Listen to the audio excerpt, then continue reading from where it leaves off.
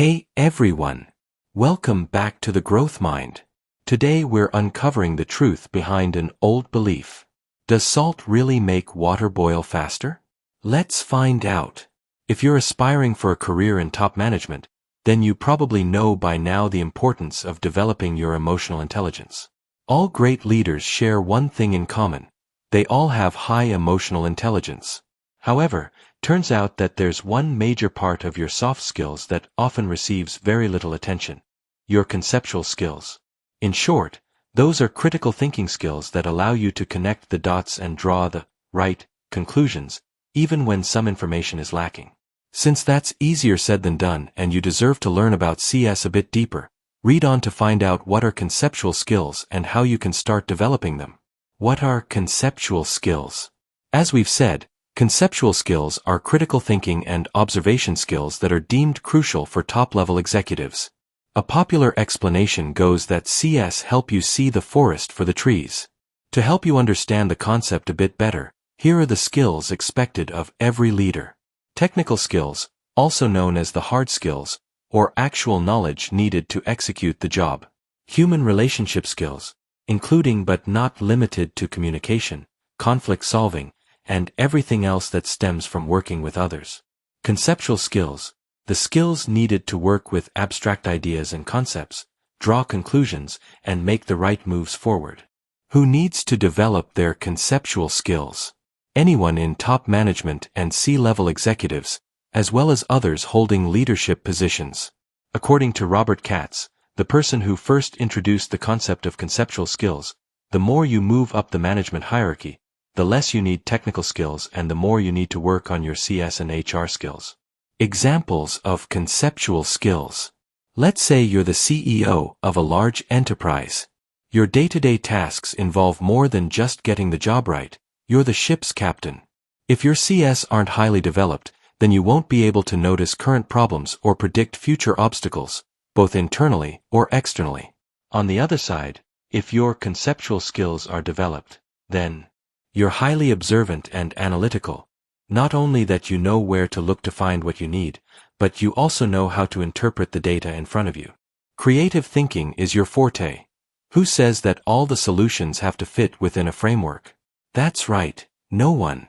You know how to push emotions aside when needed and rely on your logical thinking only. Staying calm under pressure is never a problem for you. You're not only confident in your decision-making, but you also excel at action planning, action taking, and predicting future obstacles. Problem solving is never a problem, pun not intended. It's a fun task you actually enjoy. How to develop your conceptual skills. Here are several ways you can develop your CS. Become more observant. Practice being more observant. Train the eye to see something that's not always obvious. You can do this anywhere, anytime, on your way to work or during your lunch break in the park. Notice what you're seeing, analyze it, and try to predict what's going to happen next. Over time, you can move to bigger and greater things. For instance, a problem in the company that's been dragging for too long, etc. Learn how to listen. How many times do you listen only to respond, not because you actually care to hear it? Learn how to listen to what people are saying, no matter whether that's the biggest investor in the company or the delivery guy. Show them you care. The truth is, you can never go wrong with empathy. We guarantee you'd be surprised by everything you find out simply by taking the time to listen. Practice creative thinking. Creative thinking doesn't necessarily need to stay in your head only. Actually, the only way to improve it is to get it on paper. All the way from journaling or writing short stories, to doing mind mapping to help you conceptualize ideas. The more you do it, the better you'll become at it. Grab a notepad and a pen and get started. It's that simple. Expose yourself to the unknown. You know how people swear that they look at the world with a different pair of eyes after a long period of traveling? That happens because they've been brave enough to expose themselves to the unknown, which can be a life-changing experience. In the business world, this translates to allowing yourself to look at things from a different perspective. Usually, that's the perspective you need, but you don't know it. Let's say, if you're a B2C company trying to sell something, Instead of trying to figure out what your clients need and wasting hundreds of dollars on manufacturing products no one's going to buy, why not mingle among them to hear what they have to say? Work with a mentor. Working closely with a mentor is the best shortcut to save yourself a lot of time, energy, and heartbreak.